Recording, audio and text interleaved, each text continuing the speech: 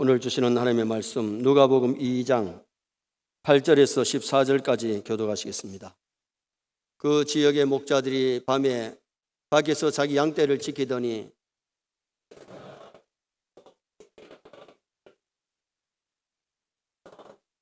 천사가 이르되 무서워하지 말라. 보라, 내가 온 백성에게 미칠 큰 기쁨의 좋은 소식을 너희에게 전하노라.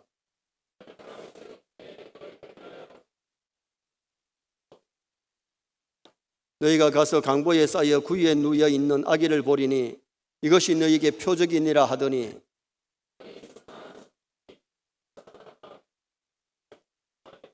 같이 봅니다. 지극히 높은 곳에서는 하나님께 영광이요 땅에서는 하나님이 기뻐하신 사람들 중에 평화로다 하니라. 아멘.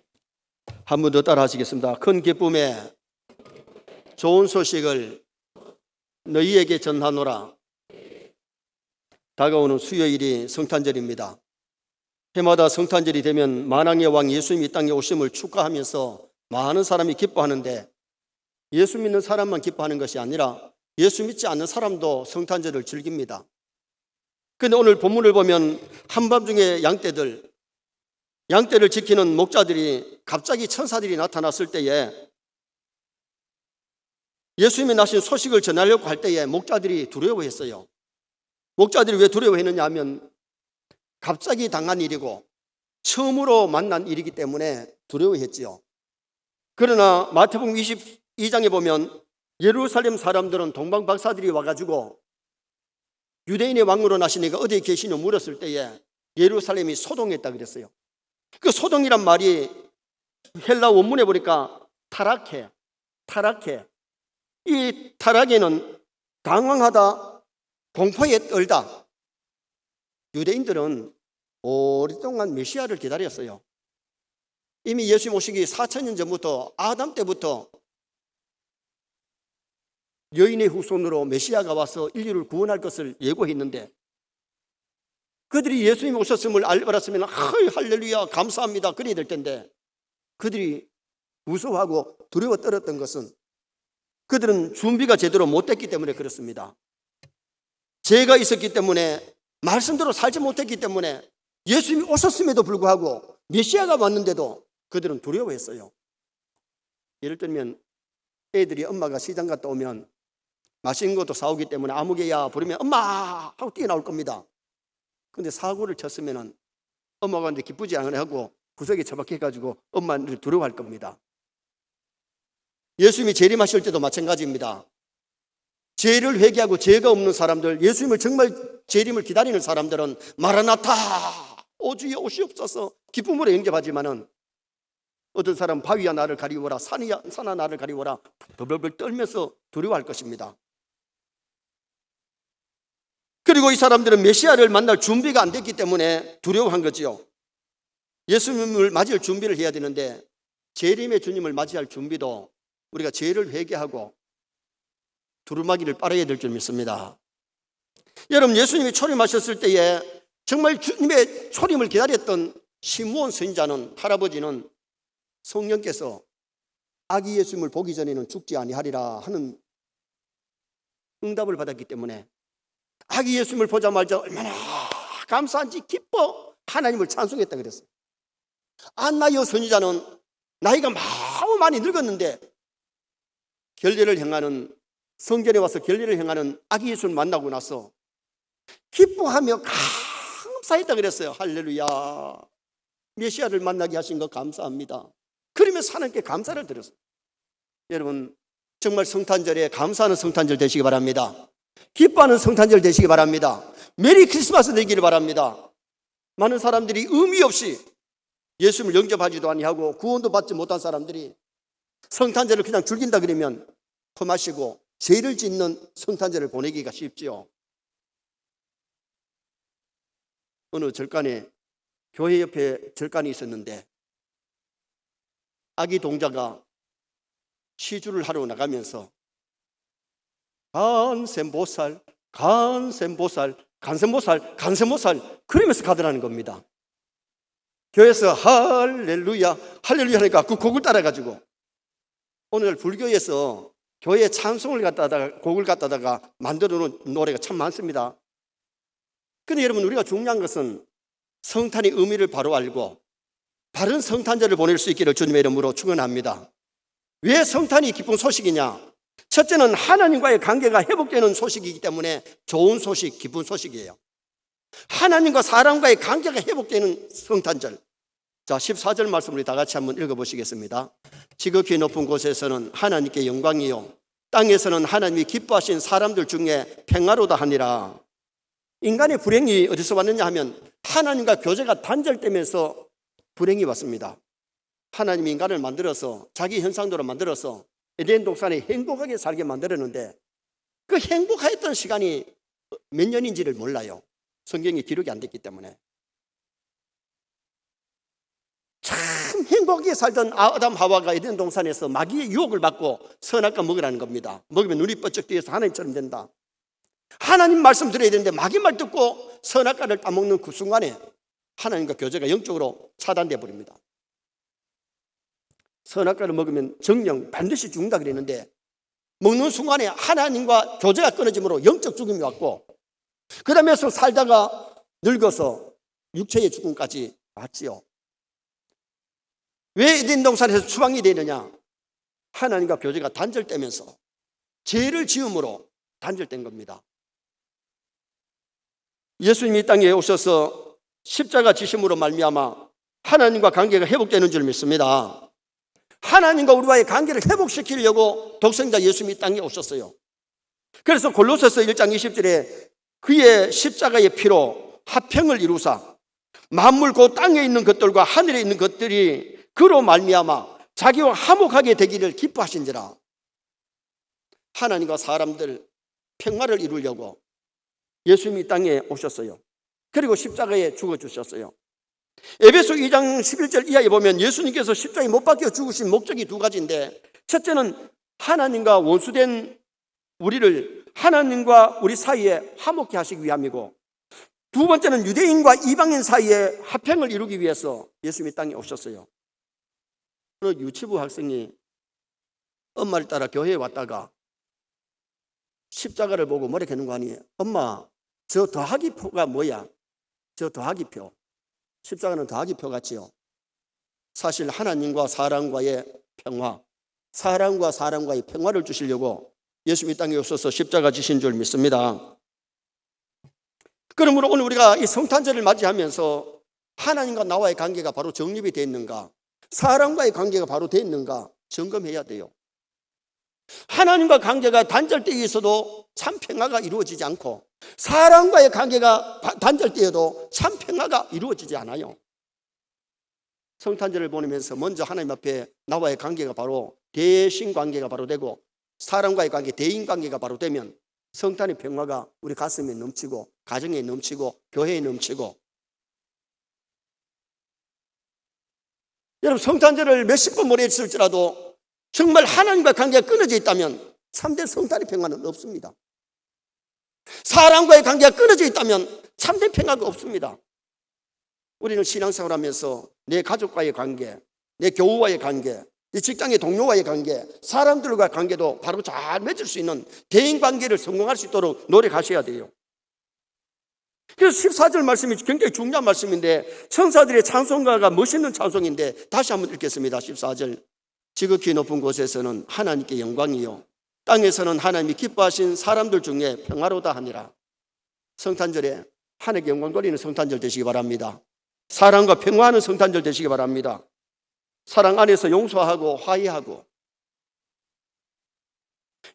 화해해야지 내 눈에 컬 들어가기 전에 용서 못한다 그러면 그 성탄의 평화가 없는 겁니다. 성탄의 사랑이 그 심령이 없는 겁니다.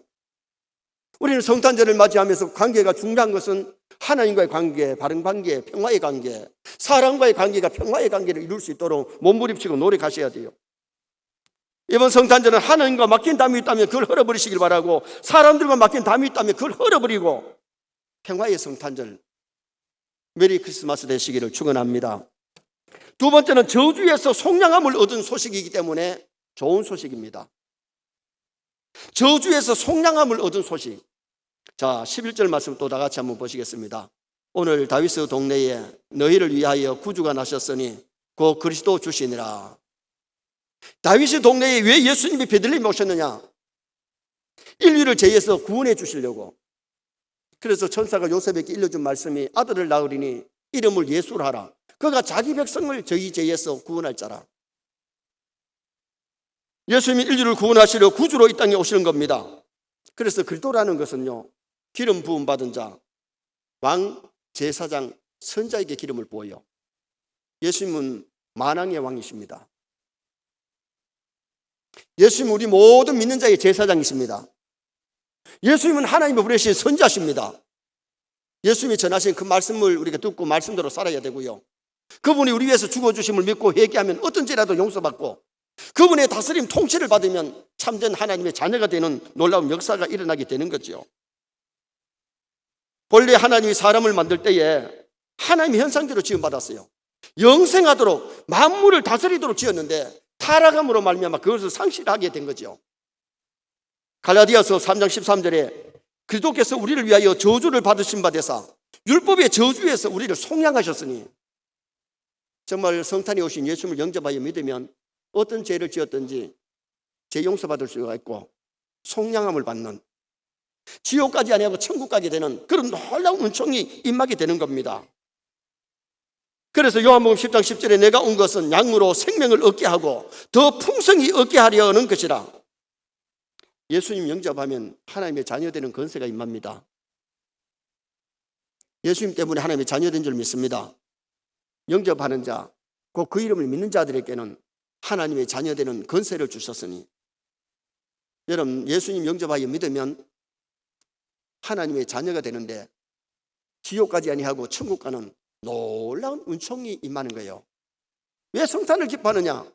죄 사함 받고 죄를 속량받고 지옥 갈 사람이 천국 백성 되었으니 우리가 하나님 앞에 기뻐하고 감사할 수 있어야 돼요. 어느 제상이 이스라엘을 여행하다가 예수님을 구주로 영접하게 됩니다. 귀국한 후에 그분은 예수님을 전하기를 시작하는데, 예수님이 우리 죄를 짊어지고 죽으셨기 때문에 우리 영혼이 구원을 받았다고 전하니까 어느 날 왕이 제상을 불렀어요. 제상, 하나님은 못하시는 일이 없는 분인데 말씀만 하시면 되지 왜 독생자를 세상에 보내서 갈보리 베들레헴에 태어나게 해서 갈보리에서 십자가에 죽게 만들어서 인류를 구원했느냐, 그런 질문을 하는 거예요. 그때 제상이 내일이면 내일 저를 불러주시면 대답을 드리겠습니다. 그분이 돌아와서 유명한 목수를 불러가지고 왕의 아들, 왕자와 똑같은 조각을 만들어야 그랬어요. 그리고 이 왕자가 입는 옷을 갖다가 입혀가지고 그 다음날 임금님을 만나러 갑니다. 왕을 만나러 갑니다. 왕이 국사의 일을 다스릴 때에 궁궐 안에 있는 호수에서 배를 타고 많은 사람을 만나고 대화를 하기 때문에 그것을 알고 제상이 그 조각을 가지고 갔죠. 임금님과 대화를 하면서 사람을 시켜가지고 호수에다가 왕자 조각물을 던져버렸어요. 밀어버렸어요. 왕이 옷을 벗기도 전에 그냥 연못에 뛰어들어서 헤엄쳐가지고 그 왕자를 건지려고 가는 겁니다. 그때 제상이 왕이요, 나한테 시키든지 다른 사람한테 시켜도 될 텐데 왜 그렇게 뛰어들어갑니까? 다른 사람들은 믿을 수가 없어. 내가 너무 사랑하는 왕자이기 때문에 내가 건져러 간다고. 그리고는 가보니까 왕자가 아니고 조각목이거든요. 그때 나올 때에 제상이 왕을 끌어올리면서 그런 얘기를 했대요. 왕이요, 어제 물으셨던 질문에 대답을 드립니다. 하나님이 예수님을 이 땅에 보내신 것은, 아들을 보내신 것은 왕이 왕자를 사랑하는 것보다 더 사랑하기 때문에 독생자를 이 땅에 보내셨습니다. 그래서 십자가에 죽게 하셨노라고. 예수님이 십자가에 우리를 위해서 죽어주신 것은 인류의 죄를 사하심으로 인류를 구원하심인 줄 믿으시기를 축원합니다. 요한복음 14장 1절에 너희는 마음에 근심하지 말라. 하나님을 믿으니 또 나를 믿으라. 내 아버지 집에 거할 곳이 많도다. 우리는 이 땅에 살다가 죽음으로 끝이 아니에요. 지금 이 육체의 집에 우리 영혼이 담겨 있는데 하나님이 내 영혼을 불러가면 소천했다, 돌아가셨다, 죽었다고 얘기를 합니다.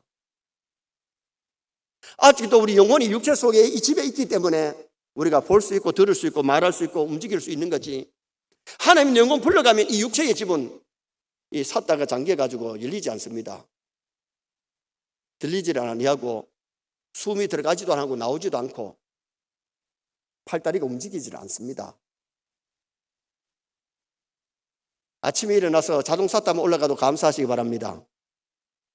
숨만 쉬고 있어도 감사해야 되고 팔다리가 움직여도 감사해야 돼요. 왜? 아직도 하나님이 내 영혼 부르지 않았기 때문에.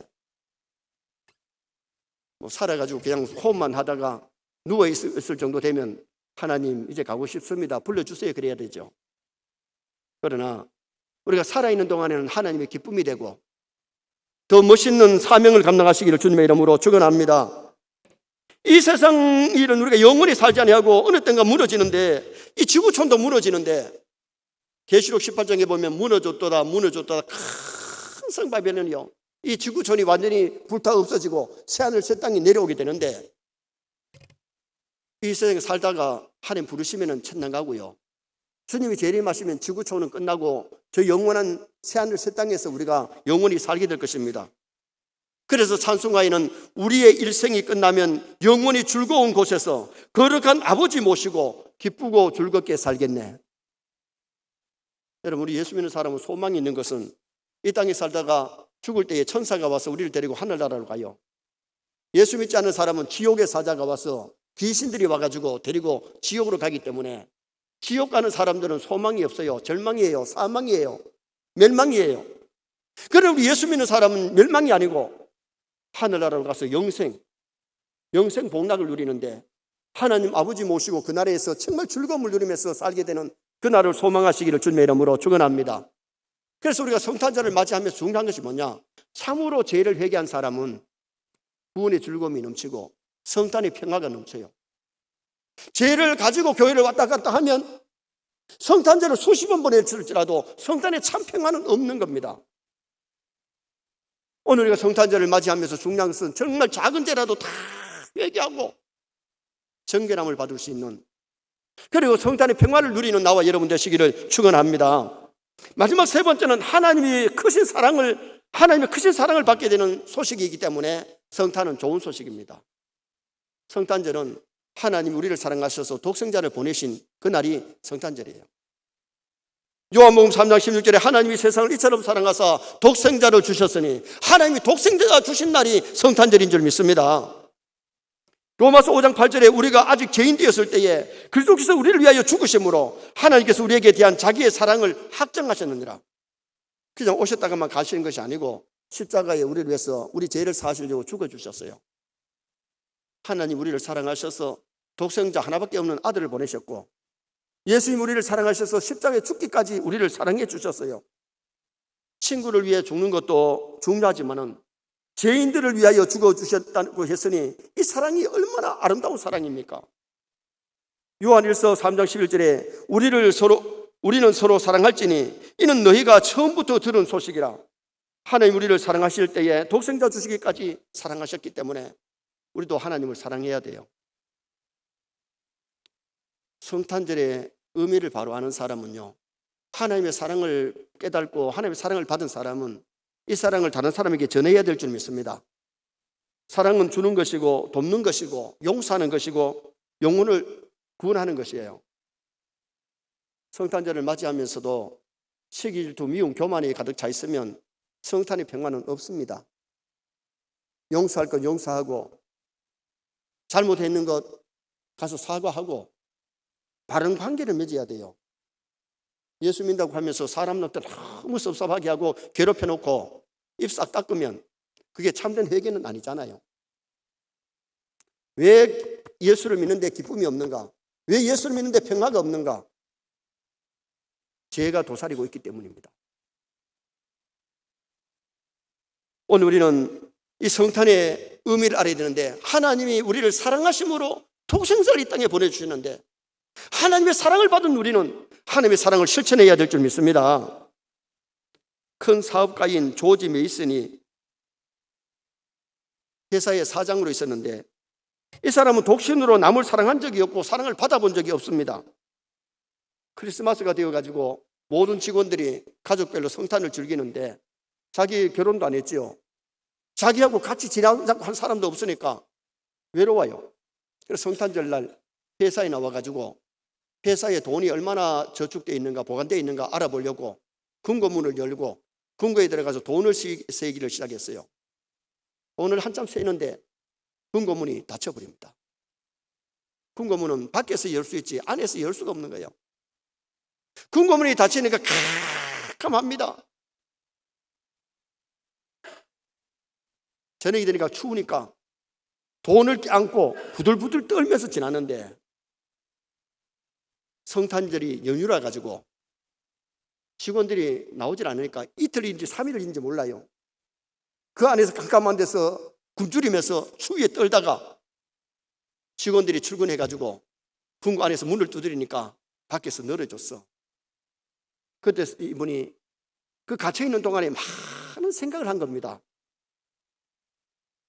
나는 이때까지 무엇을 위해서 살아왔나?